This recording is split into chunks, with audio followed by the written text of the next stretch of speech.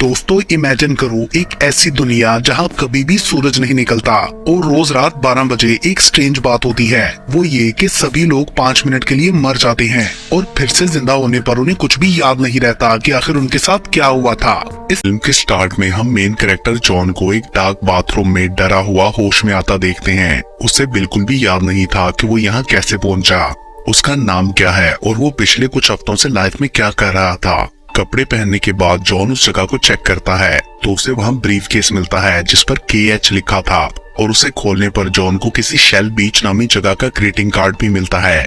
John को वो जगह एग्जैक्टली याद तो नहीं आती मगर उसके माइंड में वहाँ की कुछ मेमोरीज आने लगती हैं। तभी वहाँ रखा फोन बजता है। जॉन हेसिटेंटली फोन पिक करता है तो दूसरी तरफ से एक आदमी डॉक्टर श्रेबर उसे बताता है कि तुम्हारी मेमोरीज एक फेल एक्सपेरिमेंट की वजह से इरेज हो गई हैं और अब कुछ लोग तुम्हारे पीछे लगे हैं। ये सुनकर जॉन और ज्यादा कंफ्यूज हो गया था। वो डॉक्टर की कोई और बात सुने बिना ही फोन बंद कर देता है एंड देन उस जगह को चेक करने पर उसे पता चलता है कि वो एक होटल रूम था जहां उसे एक लेडी की म्यूटिलेटेड लाश भी नजर आती है। जॉन डरकर रूम से बाहर निकल जाता है जहां सामने से उसे 3 वियर्ड से आदमी अपनी तरफ बढ़ते दिखाई देते हैं। वो तीनों काफी लंबे और उनके फेसेस भी बिल्कुल पेल थे।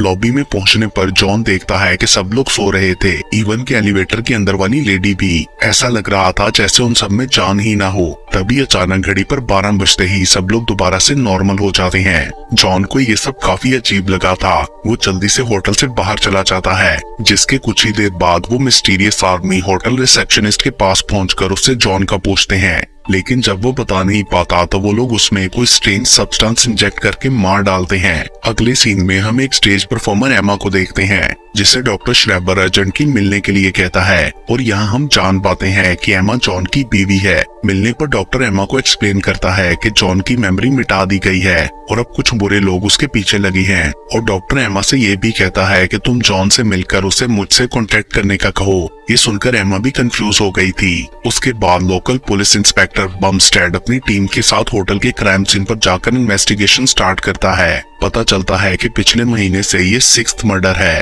और सबके ऊपर ही सेम स्पाइरल सिंबल बना था। क्योंकि जॉन उसी होटल में रह रहा था इसलिए इंस्पेक्टर बमस्टेड का शक उस पर जाता है। इसलिए वो एमा को पुलिस स्टेशन बुलाकर उसे अपने हस्बैंड को सामने लाने का कहता है क्योंकि वो एक वांटेड क्रिमिनल था। दूसरी तरफ जॉन कंफ्यूज और डरा हुआ सा शहर में घूम रहा था। एक जगह पहुंचकर वो थोड़ा अनईजी फील करता है और देखता है कि उसके फिंगरप्रिंट्स ग्लो करने लगे हैं। तभी सामने उसे शेल बीच का एडवर्टाइजमेंट बोर्ड दिखाई देता है जैसा कि उस ग्रीटिंग कार्ड पर बना था। जॉन क्यूरियस होकर उस बोर्ड पर चढ़ जाता है मगर तभी वो 3 मिस्टीरियस आदमी उसके सामने आ जाते हैं जो खुद को स्ट्रेंजर्स कह रहे थे। उनमें से एक अपनी पावर्स को यूज करके जॉन को सुलाने की कोशिश करता है मगर जॉन पर कोई असर नहीं होता।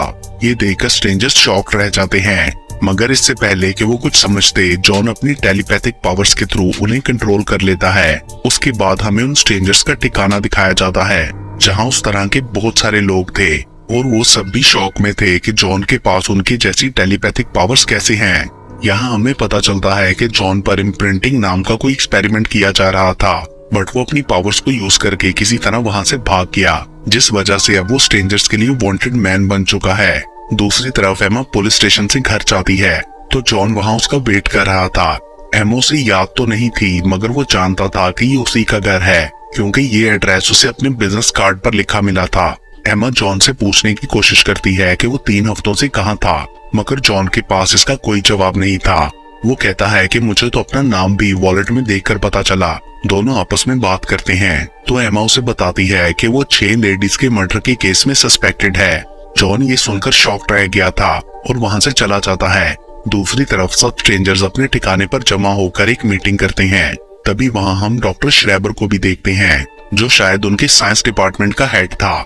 घड़ी पर रात के 12 बजते ही उन स्ट्रेंजर्स का लीडर मिस्टर बुक सामने आकर सबको खामोश हो जाने का कहता है। उसके ऐसा कहते ही वो सब मेडिटेशन स्टेट में चले जाते हैं और बाकी भी पूरा शहर रुक सा जाता है। सब लोग अपनी जगह पर ही सो जाते हैं।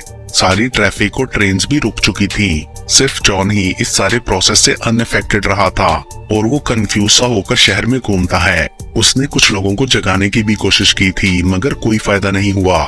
मीनवाइल बड़ी बिल्डिंग्स और दूसरे इंफ्रास्ट्रक्चर जमीन से अलग होकर ऊपर उठने लगते हैं। ऐसा लग रहा था जैसे शहर में कोई बड़े पैमाने पर परिवर्तन होने लगा है। एंड देन कुछ स्ट्रेंजर्स डॉक्टर शैबर के साथ शहर के अंदर जाकर एक प्रोसेस स्टार्ट करते हैं जिसे वो ट्यूनिंग का नाम दे रहे थे।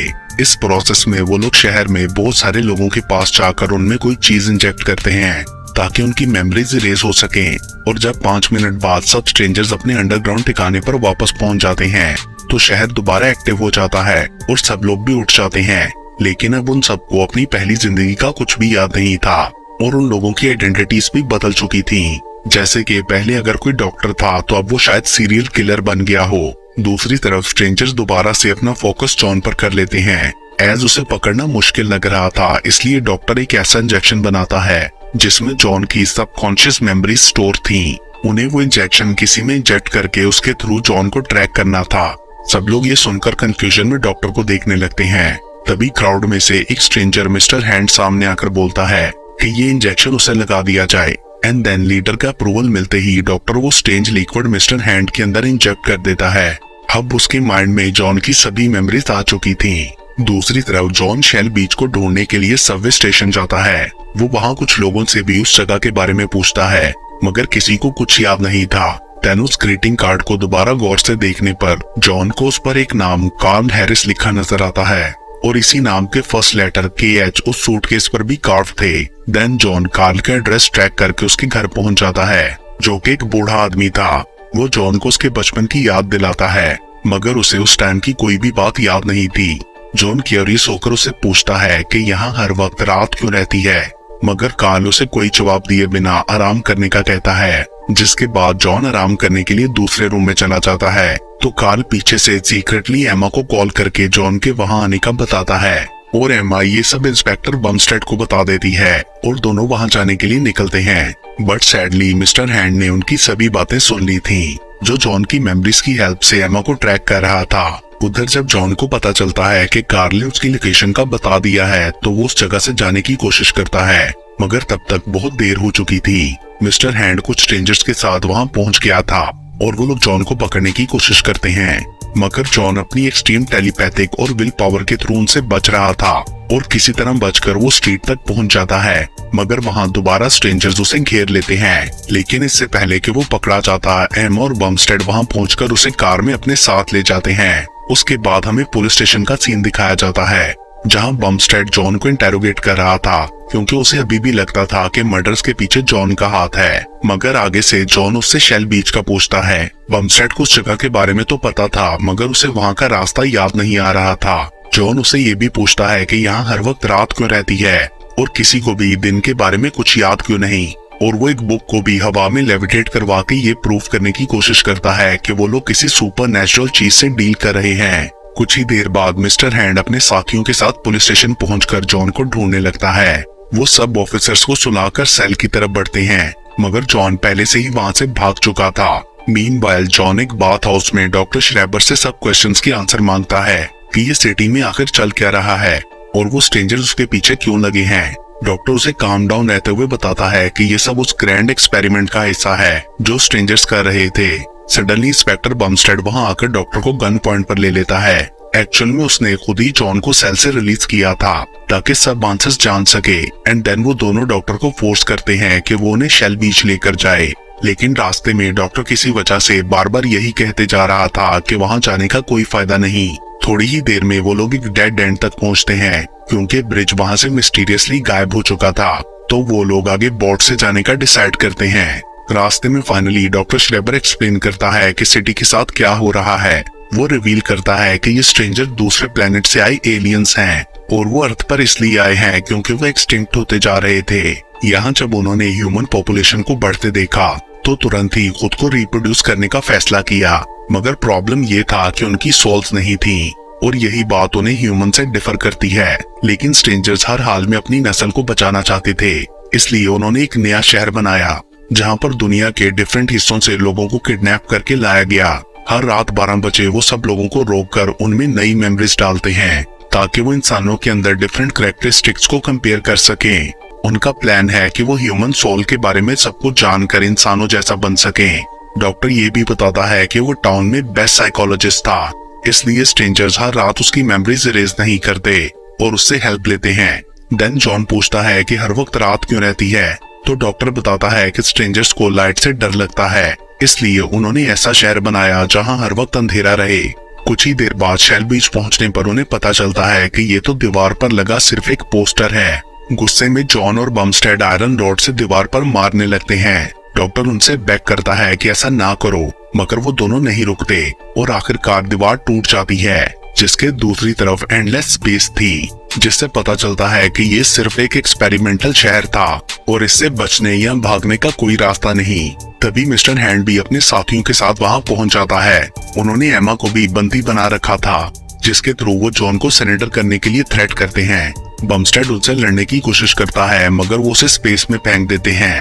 मरते हुए वो देखता है कि ये शहर स्पेस में फ्लोट कर रहा है, जिसके आसपास सिर्फ अंधेरा था, जैसे कि ये शहर नहीं बल्कि एक ह्यूज स्पेसशिप हो। दूसरी तरफ मिस्टर हैंड एमा को यूज करते हुए जॉन को पकड़कर अपने साथ ले जाता है। अगले सीन में हम उसे एक चेयर से बंधा देखते हैं और उसके आसपास स्ट्रेंजर्स की पूरी एंटायर कम्युनिटी खड़ी चिल्ला रही थी कि इसे मार दिया जाए, मगर उनका लीडर मिस्टर बुक कहता है कि उसका प्लान कुछ और है।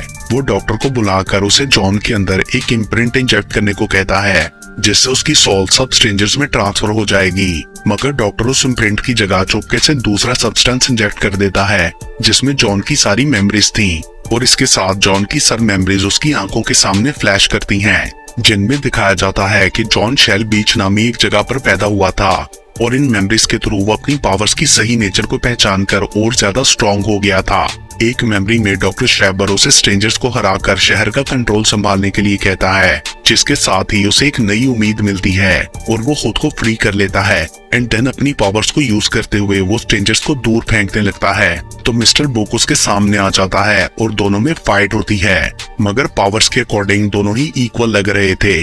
उनकी लड़ाई में सारा कंपाउंड ही तबाह हो गया था, जिसके बाद दोनों हवा में फ्लोट करते हुए फाइट करते हैं। फाइनली जॉन मिस्टर बुक की फेंकी गई नाइफ को वापस उसी की तरफ टर्न करके उसे मार डालता है और अपनी जीत के बाद जॉन डॉक्टर के पास जाकर उससे एमा का पूछता है, लेकिन डॉक्टर बताता है कि आखिरी ट्यूनिंग की वजह से उसकी मेमोरी भी खत्म हो चुकी है।